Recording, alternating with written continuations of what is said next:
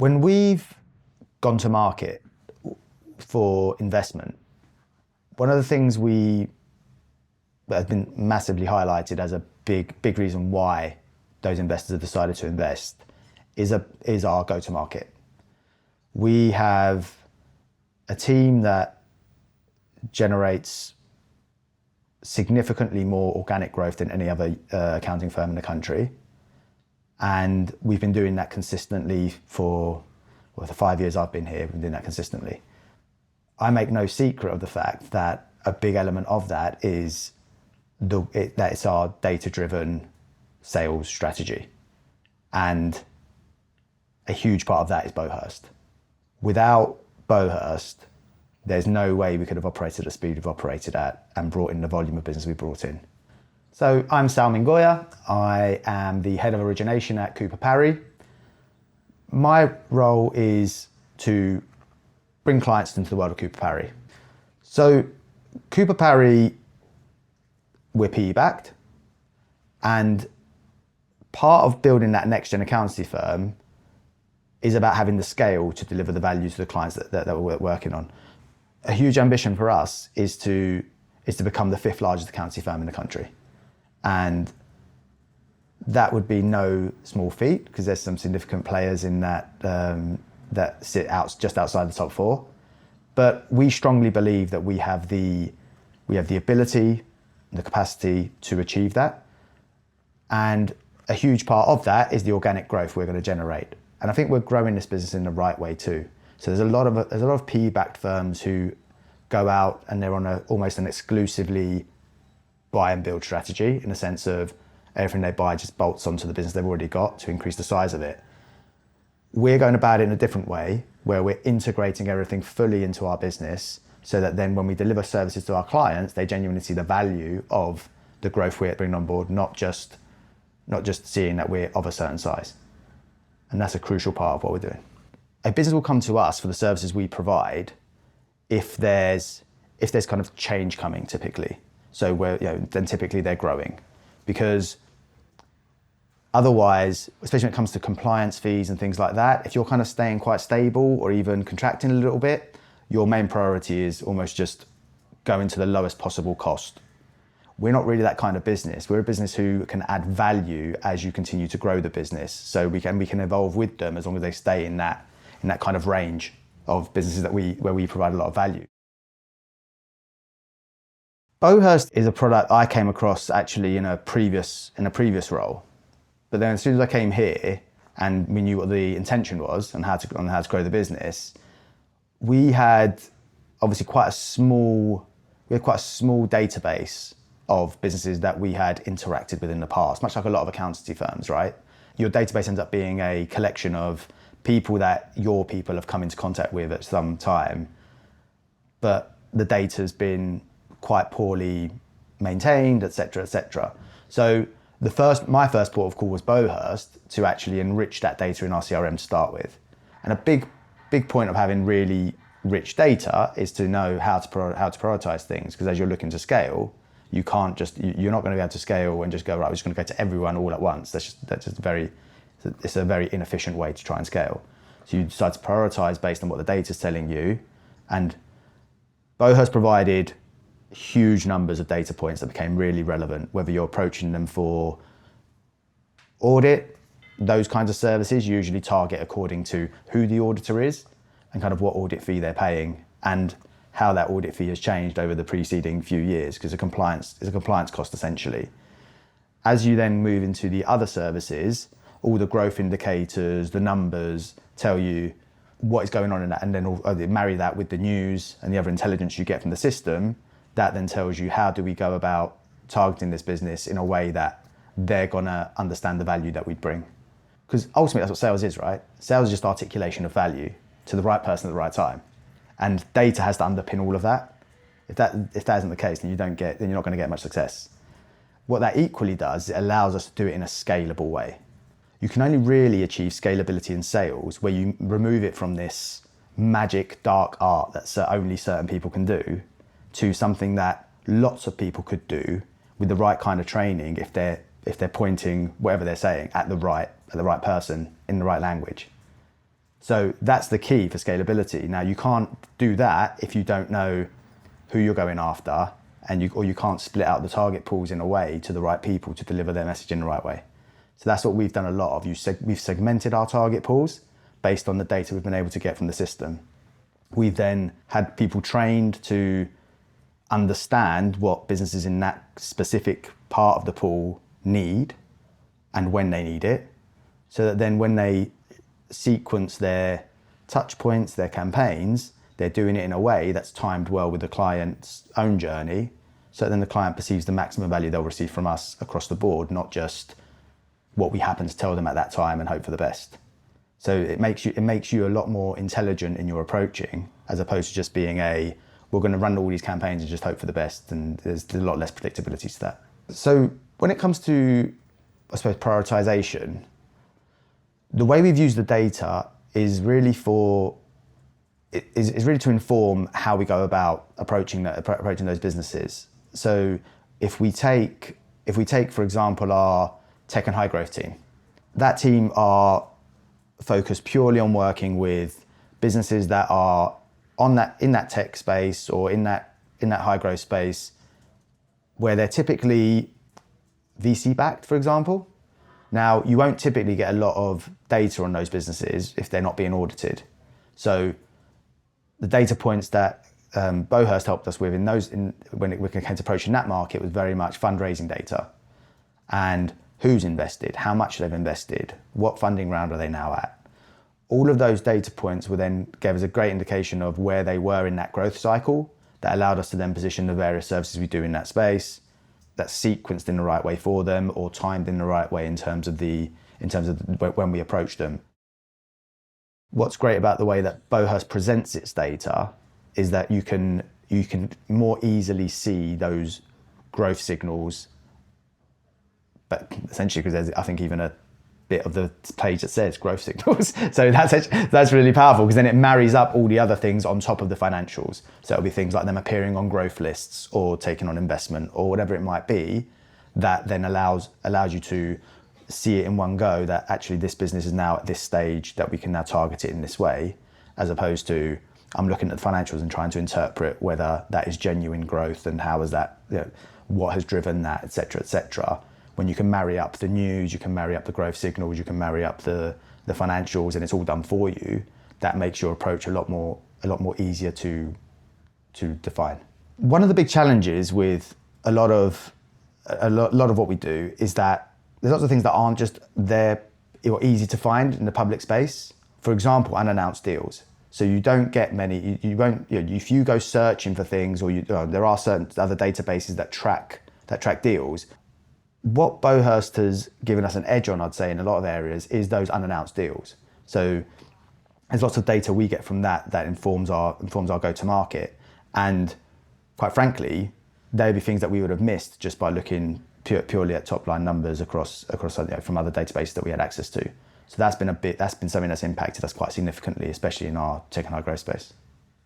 When we bring in a client, I think, obviously, my team's job is very much focused on the front end of that, bringing the client in the first place. It's about bringing in the right clients at the right time in our world, and that's what actually makes the biggest difference, because the value we can deliver that client, if we bring them in at the right time, the value we can deliver them over a longer period of time is more significant. Also, for us, gives us the biggest opportunity to sell them more services as well. So both parties win in that sense. From our perspective, having really rich data at the front end not only helps us to engage them in the first place, it also helps us to engage the right clients at the right time, and then also allows us to then make sure that the services we're delivering them gives us longevity with that client. Sales is the articulation of value to the right target at the right time. The only way you can do that at scale is by having really rich data on the targets you're achieving, and then having resource that can articulate that value at the right time to the right target in a way that's really simple and replicable. Beauhurst gives us the ability to target people to the right audience in the right way easily. Now, if we wanted to grow this business without the support of Beauhurst, we couldn't grow it at the same rate that we're growing right now. There's no way that we can identify the targets quick enough, stay on top of the targets through things like collections and the notifications we get from things like that. It's just not physically possible because the whole game is based on data. So without that rich data we receive from Beauhurst, we'd have to accept that we're going to run a lot slower, and it will take us a lot longer to reach targets we're trying to reach. I spoke earlier about scalability, and I think when it comes to scaling to the volume that we need to scale to, I spoke earlier about the numbers that we're looking to achieve. So the organic growth that we need to generate is immense, and I think one of the things that was holding us back before we engaged Beauhurst was that identification of target pool and research time. Now, typically we'd have originators that work in the business. They would have been spending 35% of their time researching targets, trying to build out their target pool. Something that Beauhurst brought immediately was identification of target pool with all the right data points and the vast majority of the information we needed to do outreach, which almost brought that 35% almost down to 5% in total, because all you were really doing was verifying the data as opposed to needing to find it in the first place. Now look, there's a lot of stuff on there that you can probably find in Google, but it will take you a hell of a lot of time. And I think that's the key. The key is time here. So when you're looking to scale to the degree that we were, and you can only hire so many people in a short space of time. So what it's done is that our output per person, it increased by over 30% almost immediately overnight. And then ongoing, it's delivered even more value, because then the way the team used the data from Beauhurst is it keeps them ahead of the curve. It keeps them needing to go and do more additional bits of research, etc. It removes that need for time to find out that your contact has moved on elsewhere and now there's someone new in that role. All those things are significant time savers. And in sales, you need to deliver a certain level of activity. So time is a crucial element of time saving is crucial to increase output. I would happily claim that each individual's output has increased by at least 30%, if not 50%. And that's what's allowed us to generate the amount of growth we've been able to generate from a relatively small team. Like we've got a team of about 12 people in total that cover the country and deliver a ridiculous number of services to that market as well. So there's no way that on average we have each individual covering 1,000 people or so. Well, 1,000 businesses, I should say. So actually could be more contacts per business as well. There's no way they'd be able to do that without the support they get from a system like Beauhurst. So there's the output per person that's increased, but in terms of the additional hires I'd have had to make, either to, my team would have to be at least 30 to 50% bigger than it is now. We were early days before we introduced Beauhurst. We were considering almost building a team of researchers. A lot of businesses do have teams of researchers just to identify the targets that you should be reaching out to in the first place. So, again, in terms of cost saving, it's got a huge benefit from that perspective as well. Now, to give you a view of that, last year we increased our team by roughly 20% in size, but our output from the team as a whole was in the region of 75%. A big part of that is by being able to bring in the data quickly and get people up to speed and delivering a lot quicker than we were before, as well as increasing the volume per person that we're able to deliver. So, and that shift also came from that specialization. We would never have been able to specialize without the relevant data points to underpin how we're going to go to that particular market. So some of it is about looking historically at how we've engaged those businesses and the similar factors that made up the ones that we won last year, and then being able to apply those as almost filters in the market we're going after to say, where should we focus our time and energy? We've been able to then focus on similar businesses in those markets that we're going into. So then our message has been a lot more powerful and the engagement rates have been significantly increased. So Within our origination team, there's a couple of things we look at that are around, so they're around meetings generated with new businesses, and that output increased by 75% last year. Then we look at opportunities created, and the opportunities created from those businesses that we've engaged. And again, there was an increase of a similar amount on the opportunities created. Where I would say we've used it a lot is events. So when it comes to events, we've been able to identify who to invite to different events through the likes of Beauhurst, particularly where we have something like Tech and High Growth, as I mentioned before, has a particularly large pool of targets to go after that constantly changes. But it's quite an event-heavy go-to-market. So when we run a series of events, we're always looking at deeper and deeper sectors every single time. So, and we've found things like keywords that are used in Beauhurst to be extremely helpful in that regard. So if we're hosting an event on biotech or AI or things like that, we've been able to quickly identify targets to invite to those events really quickly, as opposed to a lot of other databases where you lack that depth. You end up having to manually go through a list of thousands of tech businesses that exist that are in that kind of space. So then you can marry that to how much they've raised, timing, how long ago that fundraise was. So you can really capture the right audience for those different events. That's been extremely powerful from a marketing perspective. When I get a new starter, I suppose the first thing is defining a target pool for them. So I wouldn't really put that in the new starter's hands. I'd identify a target pool that I want them to focus on and cut it according to whatever we need. But then the advice I'd give them would be immediately to plug them into a collection, because that will just keep them on top of everything that's going to happen with that business or is happening with that business. So straight away, that's the first piece. The next thing would be about identifying the contacts they're going to reach out to.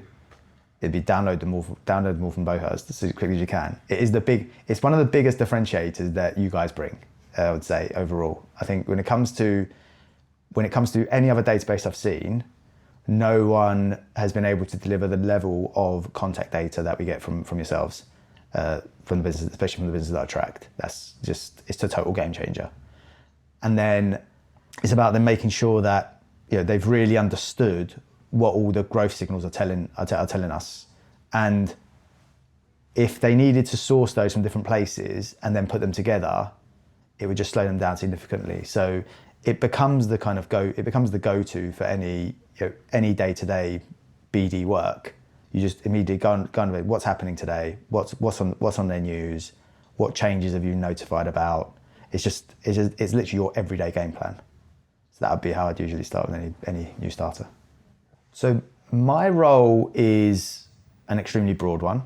I cover the whole country and all the market segments. So I personally am always running a variety of searches on Beauhurst for different go-to-market ideas and options. So we may do an acquisition, for example, that has a particular specialism. I'll immediately be able to pull a target list from Beauhurst that we can focus on leveraging the particular advantage that we now have through the acquisition we've just made. Or we have new starters, and I'll be pulling target lists for them to work on, to get them off the ground and started. And what it allows me to do is do that in a way that's, meaning we're focusing purely on the ones where we genuinely add value, but also the ones that represent value for us. There's a lot of noise out there. There's a lot of data, so there's a lot of noise. And this isn't about you having more data. This is about you having more of the right data that you're focusing on. Beauhurst is critical for that. It's about us not wasting time on those targets that won't be right for us. And the data can be misleading at times, but the more data points you have that you can then apply as filters, then the more you can really zoom in on, okay, these are the ones I want you to focus on as the potential value add. But actually, what makes good sales teams really effective is being able to take the data that exists, interpret that data in the right way, and then put in place the plans to execute on that data in a really efficient way. And that's the thing that I do regularly and is a big part of my job that I couldn't do without the likes of Beauhurst. I've been using Beauhurst for the best part of, I'd say, close to 10 years now. And I've always enjoyed using Beauhurst because of the evolution of what it can do. And I remember the early days of Beauhurst where there were restrictions based on only the businesses that Beauhurst was tracking, for example. And then it was great for those businesses that we were tracking, but we were only using it in a certain area because the data was limited with the ones we weren't tracking. Then there came that move to having all company data, and the amount of information we got from that was also extremely useful. And then there was the moves to, additional data points, and a variety of other things. So I've always enjoyed that evolution. And I'd say when it comes to the future, an alignment to what we're doing is crucial with regards, especially when it comes to, I'd say, international expansion. I'd say the UK data seems to be pretty much as good as it can possibly get. And when I compare it to other products, I would say it is. It's actually it's probably the best from all the products I've seen.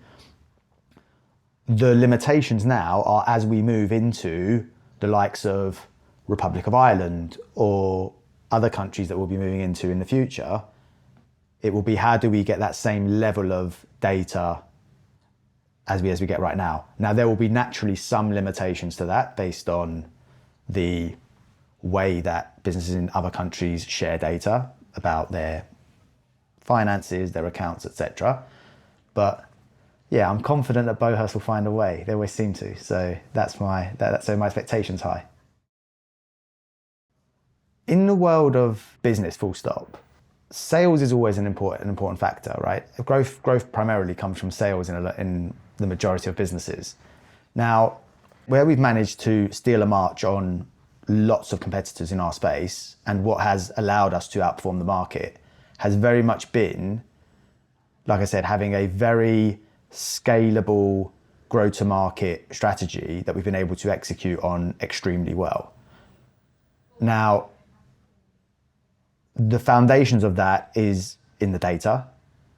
What you find particularly in our sector, you could argue professional services across the board, is that most businesses mainly rely on networks and existing contacts to sell their services. So you tend to get a lot of what we call referral business. We have that, but then we've been able to have on top of that an extremely productive go-to-market outbound engine that has been the difference maker when it comes to the growth we've achieved. And that is completely built on really rich data. In order to stay ahead of the curve, we know that AI continues to make that, to make it easier to read into that data, interpret it, and act on it. And those that refuse to do that and constantly rely on, hoping that the networks introduce the right work to you whenever the time comes, are just going to be left behind. You just can't, because clients are a lot smarter when they're buying nowadays. So you need to really convince a client that it's worthwhile. They're not just going to blindly go with every suggestion they get from a law firm they work with or whoever it might be. And we've seen that a lot with our hires, to be fair. We've gone to market at times and interviewed, hired people or people that have been brought in through acquisitions. So they will have come in and been going to market very much in that traditional way that all professional services firms do. They network regularly, they're all part of these groups, etc. But your buyers aren't necessarily at those networks anymore. They're not really, the whole world just changed. So you have to go and find the people you want to sell to. And you can only find them if you're well informed, then you've got to be well informed enough to deliver the value proposition in the right way. Everyone that's coming in through those acquisitions or that we've hired that were delivering good numbers wherever they were, when they've come into our business and then realised that they're behind the curve significantly, there's, I've had comments before from someone that came in via an acquisition who's doing okay numbers. He was a senior manager level in market all the time, but he came in and he was delivering a third of what our execs deliver in terms of wins each year, just because of the data-driven strategy these guys are using versus their in-market, I'm connected type of work. So, and you have a lot less control over what you're going to bring in that way. This is about what can you control, and that's what PE love. PE love the fact that we can control our growth. We know how much we need to deliver, how we're going to go about getting it, where we're going to go and get it. Whereas in those scenarios, you're hoping you come across it or it gets introduced to you. And I don't know, not many people like to invest in, hopefully it will end up being this. They like to know that we know how we're going to drive that and this is what it will be. And I think that's the key. So, so attracting investment is extremely important, but equally everyone loves that, right? Everyone loves to know that I know how I'm going to go in that business, not I'm going to hope that these guys are well connected enough they're going to bring in the work. And I think that's probably the key differentiator in our space. So being ahead of the curve on the data, having that being a massive driver of that, being able to then interpret it and use it in the right way to continue to improve what those conversion rates are, is the foundation of what makes a successful business. And what will need to be what you need in order to stay relevant and stay alive, I think, at this point, because then you can easily be left behind if you don't embrace it.